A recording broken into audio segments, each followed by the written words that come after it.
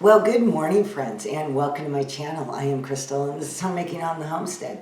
And it is Friday, which means coffee with Crystal, and I have a nice lineup of things I want to share with you this morning. I'm going to talk about leaving a legacy for our grandchildren, our children.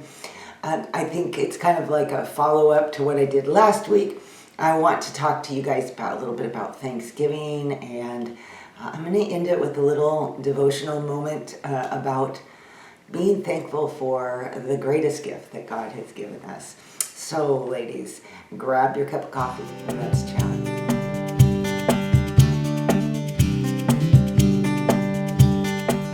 I'm a little later this morning in getting going with everything just because I have just been running around. I did my daily, my daily morning Bible reading, and tomorrow I get into the book of Revelation, so I'm getting close. And then, it was laundry and make the bed. And then I thought, I better get dinner going before I sit down and make the video. And then it just seemed like there was one thing after another. I better do this before I start filming my video. I better do this. And finally, I was just like, okay, I need to sit down, take a break anyway. And what a better way to take a break than to sit and to chat with you guys. I don't know if you can hear the noise in the background. My husband's busy doing something. I'm not sure what, but he's doing something and that's what's making the noise. So hopefully that won't be too loud for this video. The weather here has been, we've actually had some beautiful dry days. Sun came out, it was so nice. This morning I woke up and the clouds, because of our elevation, sometimes the clouds just kind of sit right on top of us. And of course I was just waking up and didn't have my camera to film that, but I did go out and film a little bit later. Those clouds kind of lifted, and we've had a little bit of rain off and on and some gray skies, and of course the beautiful fall colors, but some of our trees are already losing their leaves, so I see us marching into winter here pretty quickly. This last week I have been doing a lot of cooking and baking and filming bits and pieces of it, and so I'm excited to show you that in another video. But some of the things that I'm working on is pre-planning for Thanksgiving dinner. So I don't know how many of you guys do that if you're the one hosting, but to make things up ahead of time. So I always try to make as much as possible ahead of time so that on Thanksgiving Day, my focus can just be on the people that are here, my family, and I'm not spending all my time in the kitchen. So I've even had years where I made the whole entire dinner the day before and just reheated everything and had it ready to go when people came. I actually loved doing that. This time I won't be doing that because I have other plans the day before Thanksgiving. So right now I'm just trying to get as much of the things done as possible. So this last week I made some dinner rolls, which were fantastic. And I put most of them in the freezer. But oh my gosh, they were the softest, most delicious dinner rolls ever. I will be sharing more about that in probably the next video. So my question to you guys is, are you hosting Thanksgiving dinner? Basically, what are your plans? Are you going to somebody else's house for Thanksgiving dinner? What are you doing? This year, because I'm in my home, I'm really excited to be hosting Thanksgiving dinner again. Of course, my daughter would do it, but sometimes we would end up going and spending it with our kids that couldn't make it, or my in-laws or something like that. But this year, I am making the dinner. I'm still not exactly sure how many people will be here. I don't think it's going to be a big crowd because most of my kids live out of state and live quite a ways away from me. And so we will all just be doing our own Thanksgiving dinners and, of course, communicating with each other throughout the day, which should be kind of fun. And if you're bringing something to a Thanksgiving meal, do you have like a signature dish that everybody says, we make sure Aunt Mary brings her, her stuffing or her sweet potatoes or something like that? And do you usually have a pretty traditional Thanksgiving dinner? I know a lot of people I see do different things, but are you the turkey, mashed potatoes, gravy type of thing? Or do you do anything different? Okay, since we're on the topic of food, before we get too far ahead, my question in every video is, what is for dinner? What are you serving tonight for dinner? I had a pork roast in the freezer that was pretty small. So this morning I threw that into my Instant Pot. It is currently cooking. In fact, it just stopped cooking and pressure's coming down now. And I am going to be probably shredding that up, utilizing the juices in that, and adding some beans to that, and some other spices, and maybe a jar of my canned sweet potatoes as well. And then that is going to be turned into and barbecue sauce, because it's going to be turned into kind of a barbecue pork, bean, sweet potato soup. And I have about one batch left of my own homemade cornbread mix. So I grabbed that off the shelf, and I am going to make a little pan of cornbread to go with that. And I have some veggies on a veggie platter that I cut up last night, and I still have veggies left from that, so I'm just going to add that in with it. And that's going to be dinner, I think a great dinner for this kind of gray, cool fall day. So do let me know what you are having for dinner right now.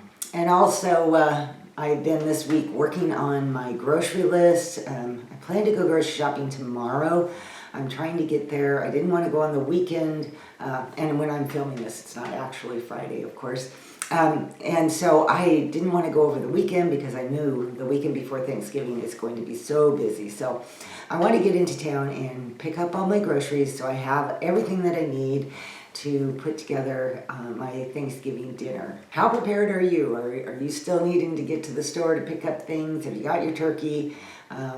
Where are you at in your Thanksgiving dinner plans? Last week I shared with you guys about my grandmother and how she prayed for me all the time, prayed for me every day, is what she told me many years later, and how she prayed for my salvation, and how I felt like her influence in my life was pivotal to my salvation, and I still have such beautiful, wonderful memories of her today. I am a grandmother myself. I have 17, I actually lose count sometimes, grandchildren, and I really struggle sometimes on how to be that example to so many grandchildren. It can be a challenge. Obviously, the ones that are close by, I spend time with them, and it just made me reflect on creating a legacy, and what is that, and how do we create a legacy so when we are gone, our children look back and I want them to have the same kind of fond memories that I have of my grandmother and my other grandmother. I talked about my father's mother last week, but both grandmothers were amazing, godly women and left behind an incredible legacy.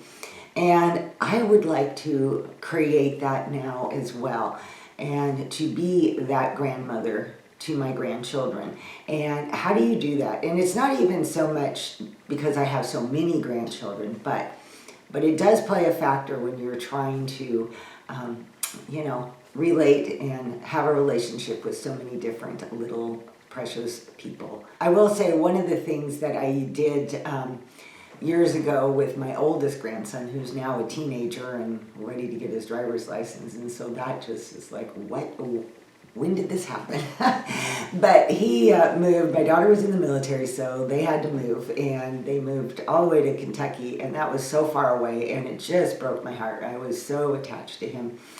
And as time went by, obviously, aside from being able to communicate with him on the computer and things like that, at one point I decided to write him letters, and because I wanted to have a special connection with him. And we did that back and forth for quite a long time, and I tell you, it was so much fun during that time period to be able to just have that relationship with him. And today I have a great relationship with him as well. I got to see him twice this year because my daughter moved to Arizona. So we were able to go visit, and then my daughter that had the family reunion in California, they came to that, and so I was able to spend more time with them there. And it was just very special, and I know that the things that I did back then helped to create that relationship that he and I have today. In fact, he gave me a big hug before I left, and I love you, Grandma, and it was really sweet. But I really want to emphasize more on, doing those things in my own life to create those bonds and create those relationships with my grandmother or with my grandchildren as their grandmother, and to have that kind of an influence that my grandmother's had on my life. The biggest thing though that I really see is that when I look back on my grandparents, and you guys can tell me if you think this is the same or if you have the same experience. When I look back on the lives of my grandmothers, both of my grandfathers, one died before I was born and the other died when I was very young. So I don't have grandparents to compare. So I do have the two grandmothers. But what I remember most is their lives that they lived. The things that they did in their life, the way they lived their life has left me with the biggest influence. I don't always remember everything that they said. I don't always remember everything that they did. My memory has little snippets here, cookies in the cookie jar, sitting down and cuddling with my grandma. I have those kinds of memories, but what I really remember as an adult now, and I look back on their life, is how they lived their life. I am extremely grateful that to the Lord that my grandmother on my mother's side, she was a full-time homemaker, stay-at-home wife her entire life. And of course, in that generation, many, if not most women were. It was tradition. It was how women lived, how people lived in those days. And but it has given me a lot of encouragement over the years to know that as I made a decision in my life to do something that not everybody was doing, very few girls my age were choosing to be homemakers, and you get a lot of feedback from that. You get a lot of negative. Don't you want to do something with your life? Well, what are you going to do? As if being a homemaker wasn't enough. And but I always have my grandmother to look back on and to say, hey, this is how people lived at a time in our world, and it was normal and it was okay. Also, their dedication to the Lord and the way that they conducted themselves in everyday life. It's a Titus 2:3-5 thing. As the older women are to teach the younger women, and it lays out these things that they're to teach the younger women, and these are the things that women are. That God has wanted women to do. So it doesn't have anything to do, you can have a job outside the home. I just brought that up in my own personal example. But it has everything to do with how we conduct ourselves and how we live out that Titus 2:3-5 in our life. And the picture that shows to the generations to come. I really believe that our life as an example will be the biggest legacy that we are able to leave behind to our grandchildren, who will look back at our life many years from now and say, oh, my grandma this and my grandma that. And I think it's good that we keep that in mind as we go about our days, go about our life, is to realize that the example that we live and each day is what is going to be most remembered as our legacy. With Thanksgiving right around the corner, I have just a little something I want to read to you out of A Woman Who Reflects the Heart of Jesus by Elizabeth George. I shared about this book a few videos ago, and I have been really enjoying the book. And she has an entire chapter on being thankful, and I just wanted to read a snippet out of it because as we move into Thanksgiving season here, that is what it's all about, is our thankfulness and our gratefulness, our gratitude to the Lord. And I liked and of course she's not talking about Thanksgiving in the book, she's just talking about being thankful, but I thought it was appropriate and I thought it would be something worth reading to you guys. All right. This is, like I said, under her chapter, Thankful, and it's just 2 small paragraphs. So, praise, thankfulness, and gratitude should be a regular part of our everyday life as Christians. Think about it. We have so much, But unfortunately, our affluent society has dulled our sensitivity to God's grace and gracious provisions.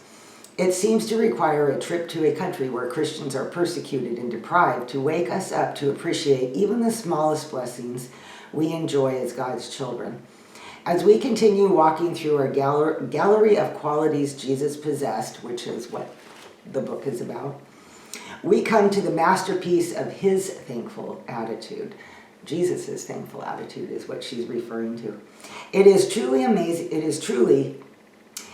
is a truly amazing quality because as the Son of God, he created and possessed everything. Yet he never failed to demonstrate a thankful spirit to his Heavenly Father. As we spend time now looking at thankfulness, let's first thank the Father for his indescribable gift of his Son, Jesus, our Savior. And I think what a great way to walk into this season of thankfulness is to remember God's greatest gift, his Son, and the salvation that he has provided. Every Thanksgiving, when my family does get together, we always have had a tradition of, before we sit down to eat, to be able to go around the table and ask people something that they're truly thankful for this year. And I plan to do that this year as well. Over the years, when my children were little, I would have like the whole week ahead of Thanksgiving preparing that so that we could focus on the real and true meaning of the holiday for us, and that is thankfulness to God. And I would have them. We used to do what I called the thankful tree, where I cut out a paper bag and then had in the shape of a tree trunk, and then we had leaves that I would cut out of construction paper of fall colors, and everybody would write things on them and then put that up on the tree. And it was wonderful to watch that tree, get bigger and bigger, fuller and fuller, full of things we were thankful for. And then we could spend time over the Thanksgiving weekend just reading all of these as we were taking it down. And I just think that exercises in our mind to turn our minds towards all the blessings that the Lord has given each of us, and just take that time to thank him as we move into this Thanksgiving weekend. Okay, ladies, it's been a lovely break to just sit and chat with you, and I'm going to go back into my kitchen and get moving on food preps, and I've got laundry. I've got a whole list of things today that I need to get accomplished. But this has been great, and I appreciate you stopping on by to have a cup of coffee with me. It's one of my favorite times of the week to just be able to sit down and talk with all of you, and I appreciate you all so very much. And, all my new subscribers, I know I posted a community tab a while back, a few days ago, but I have hit that 10,000 mark on YouTube subscribers, and so I appreciate and value each one of you more than you know. And I hope that you all have an awesome and blessed weekend, and I will see you all in the next video. Bye-bye.